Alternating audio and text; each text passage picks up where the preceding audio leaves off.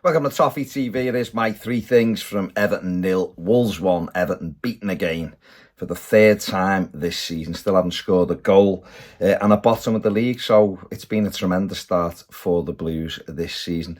Today, first thing I want to talk about is our tactics or our lack of tactics. Or certainly our lack of a way of playing. I just don't see it. Other people may see it. I personally, this is just my opinion, of course it is. I just don't see it. I don't understand what we're trying to do. I don't understand. It's the attacking play. It's just abysmal. They look like 11 lads have turned up for a game of footy, don't know each other, no game plan, just see what happens, and it's not good enough. And the work has got to go on the training ground. The manager and the coaching staff have got to pull the finger out, because just whacking balls up and hoping someone gets on the end of it isn't a way to play football. So many times in the first half, our midfield at the ball, not one of them wanted to go forward with it. It's nice and safe to do. I said it in the match reaction. They're putting the work in, they're running around. I'm not saying any of them are walking, because they're not, but they do not want to drive forward with the ball. It's all safe. I want to pass it. I don't want it. Nobody wants to take responsibility. Listen, it might just be the makeup of it, and that's on the manager and Kevin Thelwell and the recruitment team then to go and get it sorted. If that's what they think it is, go and sort it then. Go and get a creative midfield player, because the lads we've got in there, not one of them has got that creative ability. And you can see it when a team gets back into shape. We just pass it and pass it and pass it, and it ends up back with a centre-back. It ends up back to Pickford, and he just whacks it forward. That isn't game plan. That isn't a style of play. And that needs to change. Otherwise, we will continue to get the two results we've got at home, particularly, and we'll get bounced all over the place when we go away. And for me, these players are better than what they're performing. I've just listened to the manager's post-match, and he felt we played quite well. That's fine. Everyone sees the game differently. I don't think we played well at all. I thought we had chances, but they weren't good. Like, they didn't come from good play. They came from things bobbling around in the box, and we just missed them. Of course we do. The best chance we had three in a few seconds, and it ends up with James Tarkowski an open goal, and he puts it wide into the side netting. They're sitters. The other ones we had were ricochets and people reacting to things. They're not good quality chances. Good quality chances are carving teams open and having the ball in, high XG. Our XG was 1.12 or 1.2, and I think Wolves was 1.16 or 1.14. They're not great XG for quality of chances. Fulham, we had a lot of quality chances. But we've missed chances nonetheless, and it's not Sean Dyche who's having shots at the goal, of course. But I just don't see the pattern of play. Second thing also about Jarrad Branthwaite, I thought he was a real bright spot today. Started a little bit, you could see he was a little bit nervous early on, but thought he grew into the game really well, and it makes such a difference having a left-sided centre-back who can play off the left foot. And I thought in general he did really well. A couple of times he looked like he was going to get done for pace, and he recovered. That's clearly something we're going to have a little look at. I don't think he's not slow, but he's not a speedster, is he, so to speak.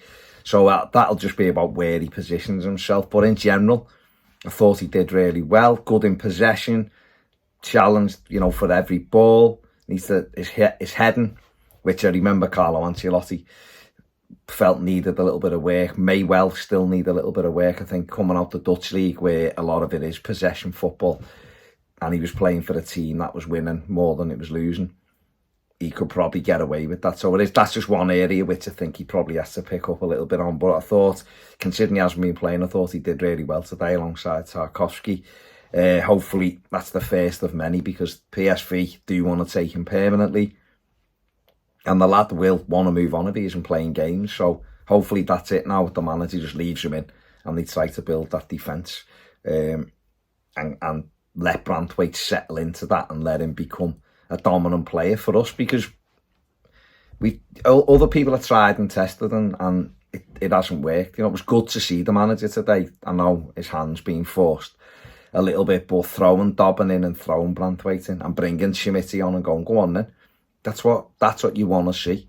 We'd rather have patience with those lads than people who've done it and it just hasn't worked for them. So that was better, but I did think Branthwaite was was absolutely a bright spark today, definitely. And the third thing and the final thing is one that is quite boring, but it is the transfer window this week, and Everton have got to get people in. Beto looks like there's I'm not going to say it's done because he's not here. He hasn't held his shirt up, the ink isn't dry on a contract. But Beto alone doesn't fix this team. Yes, we will be better after the international break when Jack Harrison's available, when Dwight McNeil's available. Dom, hopefully be available this week, but he'll be available as well. We'll be a bit better, but we still need we need a right winger.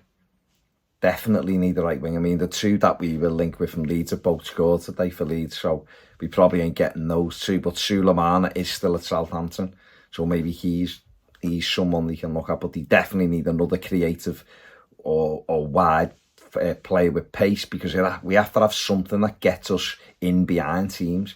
If we aren't creative in front of teams, we've got to have the pace to get in.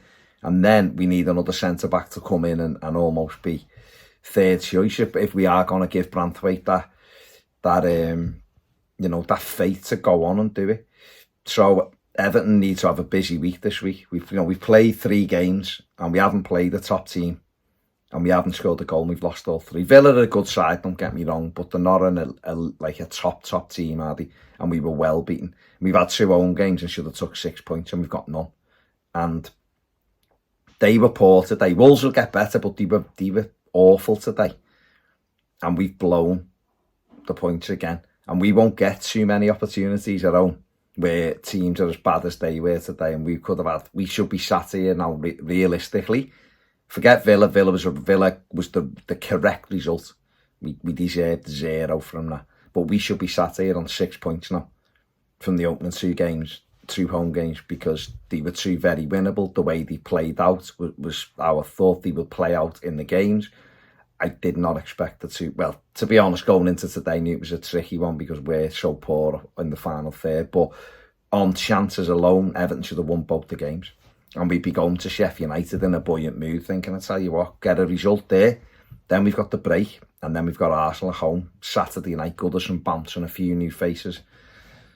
And yet we've left ourselves, we're bottom of the league and we're struggling. And the pressure's on the manager now, and the pressure's on the players, and it all feels a little bit like a crisis. So hopefully this week the club managed to get 2 or 3 players in. Beto, yes. And then it needs whether it's back for Nonso, I can't see these letting them go, to be fair, but then go and get a Bakayoko or a Sulemana, get them in the door, get that extra bit of creativity, and then if you can pick up someone on transfer deadline day, maybe another centre-back, like you said, I know a lot of people are keen for another one to come in and get a few out the door, then it should be a busy week and try and make that squad stronger. We couldn't have had the worst start.